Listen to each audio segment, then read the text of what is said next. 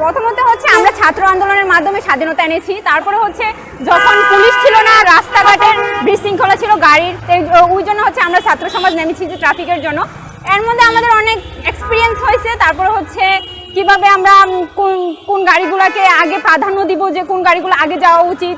তারপরে হচ্ছে সবচেয়ে বড় সমস্যা হচ্ছে এই জায়গায় কেউ কথা শুনতেছে আর হচ্ছে কেউ কথা শুনতেছে না। এর মধ্যে আমার মনে হচ্ছে যে ট্রাফিক কন্ট্রোলে যারা পুলিশরা ছিল ওনারা অনেক কষ্ট করতে, আমরা 7 দিন কাজ করেছি, তখন আমরা বুঝতে পেরেছি আসলে অনেক কষ্টের একটা ইয়ে ছিল।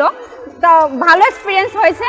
আর হচ্ছে আমার মনে হয় এগুলো মানে ট্রাফিক কন্ট্রোল করার পর আমার মনে হচ্ছে যে কিছু উদ্যোগ নেওয়া উচিত। যেমন ধরেন এখানে রিক্সা দাঁড়ানোর জন্য একটা নির্দিষ্ট জায়গা করে দেওয়া উচিত। তারপরে হচ্ছে আমাদের যে জনগণ আছে তারা হচ্ছে যে জেব্রা ক্রসিং, এটা হচ্ছে অনেকে মানতেছে না। এটা মানানোর জন্য মানে আমরা অনেক ট্রাই করছি, এখন মোটামুটি অনেকেই মানতেছে। এটার দিকে নজর দেওয়া উচিত। আর হচ্ছে হর্ন, গাড়ি এত পরিমাণে হর্ন, এর জন্য হচ্ছে শব্দ দূষণ হচ্ছে, তারপরে হচ্ছে বায়ু দূষণ তো আছে। আমার মনে হচ্ছে এখন উদ্যোগ নেওয়ার জন্য শব্দ দূষণটা একটু কমাতে হবে, হর্ন বাজানোটা একটু কমানোর চেষ্টা করতে হবে।